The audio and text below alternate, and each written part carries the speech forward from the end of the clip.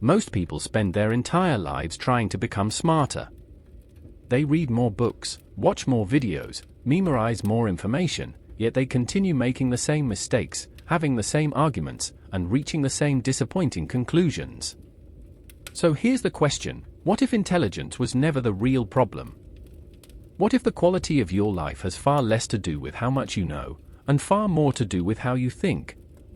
Because history is filled with brilliant people who destroyed their own lives through poor judgment, while others, with far less knowledge, consistently made wiser decisions. The difference wasn't IQ. It was the way their minds processed reality. And here's something even more unsettling. Most of the thoughts you called your own were never consciously chosen.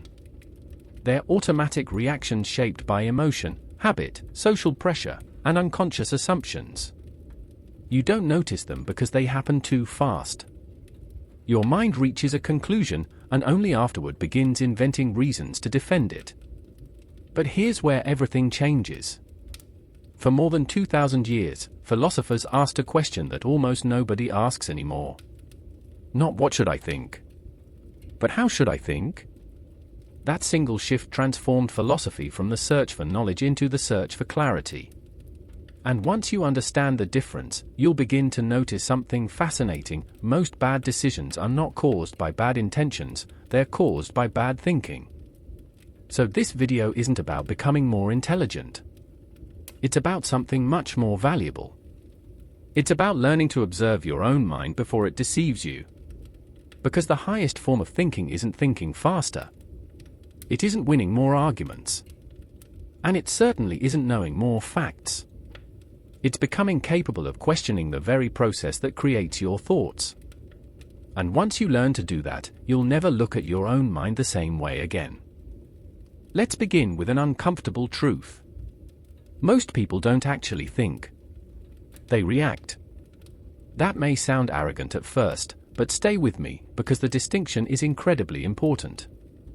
From the moment we wake up until the moment we go to sleep, our minds are flooded with opinions, headlines, conversations, emotions, and thousands of tiny judgments. We rarely stop to examine them. Instead, we accept them, repeat them, defend them, and eventually mistake them for our own thoughts. Here's what usually happens. Something happens in the world. Someone says something you disagree with. You read a headline.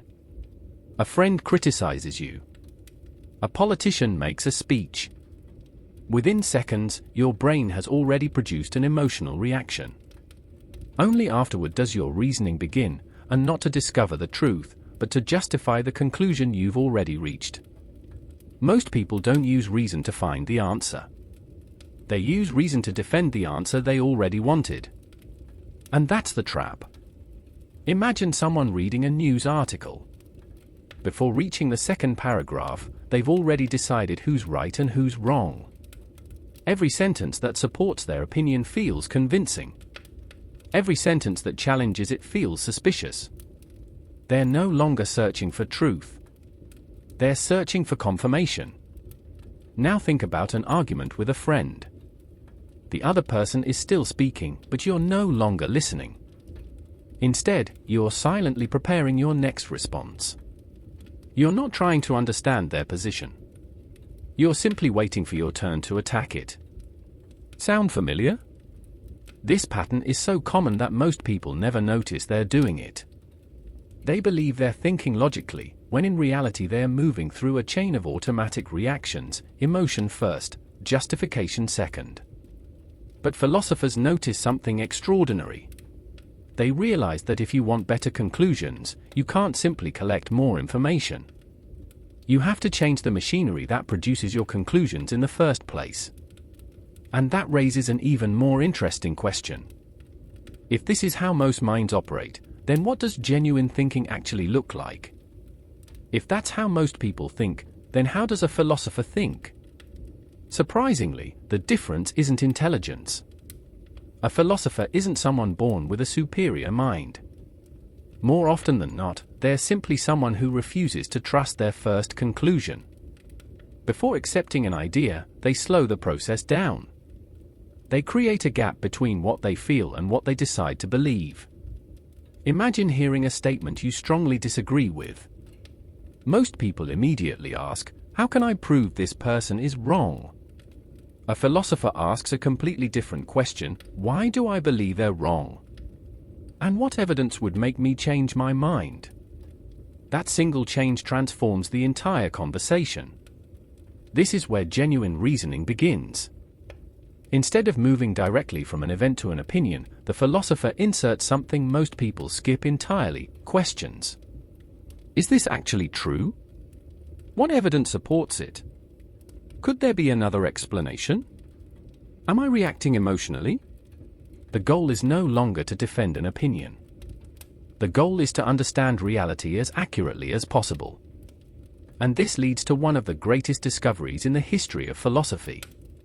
The quality of your conclusions depends far less on the answers you give than on the questions you're willing to ask. From this point on, your mind begins to change. Because once you learn to question your own thinking, you'll start noticing mistakes that used to feel completely invisible. So how do you stop reacting and start thinking? Aristotle believed that every sound conclusion begins long before the conclusion itself. It begins with the habit of questioning your own mind. Instead of accepting the first explanation that appears, you learn to pause and investigate it, almost as if you were examining someone else's thoughts instead of your own. Imagine someone criticizes you at work.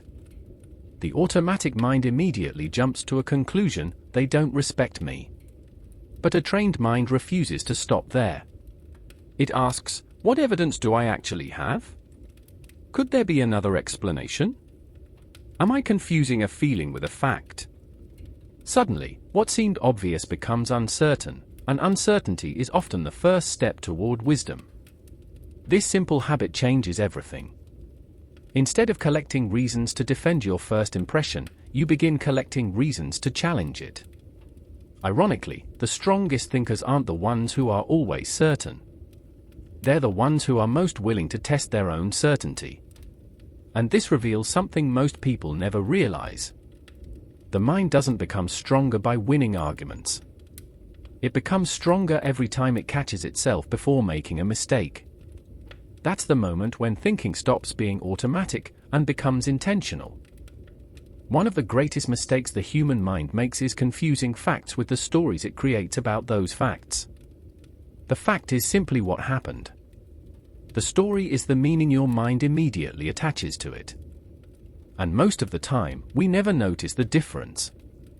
Imagine that a friend doesn't reply to your message for 2 days. That's the fact. But within minutes, your mind begins writing a story: they're ignoring me. Maybe they're upset.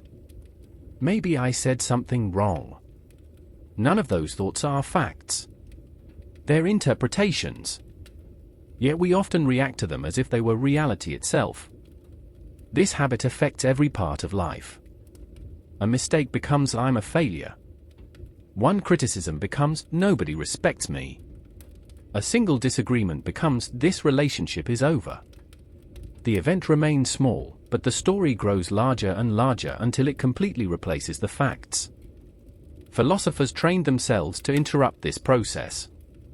Whenever emotion appeared, they asked a simple question: what do I actually know, and what am I merely assuming?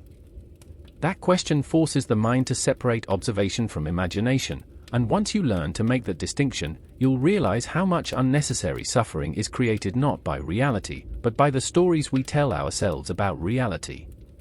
And if you can learn to question those stories, you'll discover something even more powerful: the quality of your life is often determined less by what happens to you, and more by how accurately you interpret what happens.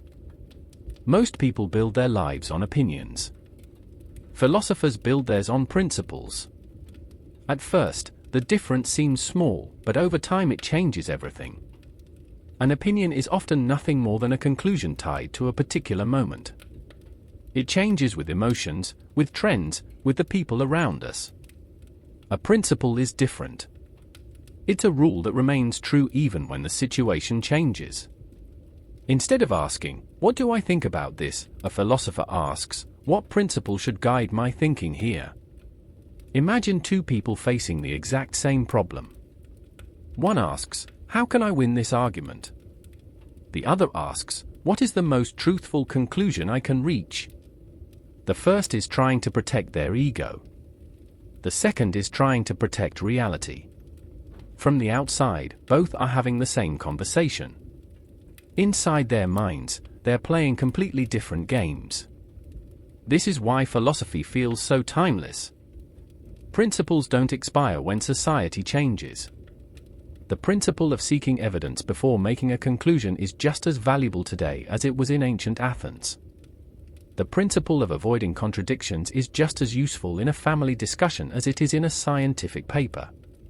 When your thinking is guided by principles instead of impulses, your decisions become more consistent, and consistency is one of the clearest signs of a disciplined mind. But there's still one obstacle left. Even when you know the right principles, your mind will constantly try to take shortcuts. That's why the greatest philosophers developed one final habit, a way of putting every belief on trial before accepting it as true. Imagine that every thought entering your mind had to walk into a courtroom before being accepted as true. Most people don't have a courtroom. They have an open door. An idea appears, and if it feels convincing enough, they're already treating it as reality. A philosopher does the opposite. Every new belief is questioned, challenged, and tested before it earns the right to stay. Think of yourself as both the judge and the prosecutor. Every time your mind reaches a conclusion, ask it to present its case. What is your evidence? Could there be another explanation? Are you relying on facts, or are you filling the gaps with assumptions? If the argument is weak, don't accept the verdict. Keep investigating. This habit protects you from far more than bad arguments. It protects you from your own certainty. Some of the most dangerous mistakes in history weren't made by people who lacked intelligence. They were made by people who stopped questioning themselves because they became convinced they were already right. That's what makes this mental courtroom so powerful. It doesn't exist to make you doubt everything forever. It exists to prevent you from believing something simply because it was the first thought that entered your mind. Every time you challenge one of your own assumptions, you're strengthening the very skill that separates wisdom from impulse. And after enough practice, something remarkable begins to happen. You stop reacting to every thought that appears. Instead, you choose which thoughts deserve your attention. That is the moment your mind stops controlling you, and you begin controlling your mind. After everything we've explored, you may have noticed something surprising. Reaching a higher level of thinking isn't about becoming more intelligent. It isn't about reading hundreds of books or memorizing philosophical concepts. It's about developing the discipline to observe your own mind before allowing it to shape your decisions. Most people spend their lives trying to change the world around them. They argue with strangers, try to convince friends, criticize society, and blame circumstances. Philosophers took the opposite approach. They understood that the only place where lasting change truly begins is within the mind itself. Because the quality of your actions will never consistently exceed the quality of your thinking. This is what it means to transcend ordinary thinking. Not to escape reality, but to see it more clearly. To recognize the difference between emotion and evidence. Between assumptions and facts. Between reacting automatically and choosing deliberately. Every time you create that small space before reaching a conclusion, you become a little less controlled by impulse and a little more guided by reason. And perhaps that's the greatest freedom a human being can achieve. Not the freedom to always be right, but the freedom to change your mind when the evidence demands it. To let go of your ego in pursuit of truth. To replace certainty with curiosity and reaction with understanding. Ironically, the strongest minds aren't those that never doubt. They're the ones confident enough to question themselves. The philosophers of ancient Greece weren't trying to create people who knew every answer. They were trying to create people capable of asking better questions. And maybe that's the highest form of intelligence, not having the loudest voice in the room, but having a mind so disciplined that it refuses to believe something simply because it's comfortable. Once you learn to think this way, something quietly begins to change. You don't just make better arguments. You make better decisions. You build healthier relationships. You become harder to manipulate. And little by little, you stop living at the mercy of every emotion or opinion that crosses your mind. Because in the end, the greatest victory isn't winning a debate. It's becoming the master of your own thinking. The philosophers never promised a life without mistakes. They promised something far more valuable, a mind capable of recognizing its own mistakes before they become actions. So the next time you feel absolutely certain about something, pause for a moment. Ask one more question. Look for one more piece of evidence. Give your mind a chance to challenge itself before it reaches a conclusion. Because every great decision begins with a single habit. Not thinking faster. Not thinking more. Thinking better. If you enjoyed this journey into philosophy and critical thinking, consider subscribing to Philosophy Hub. There are many more ideas from the greatest minds in history that can help us understand ourselves and the world around us a little more clearly. Until next time, keep questioning and keep thinking.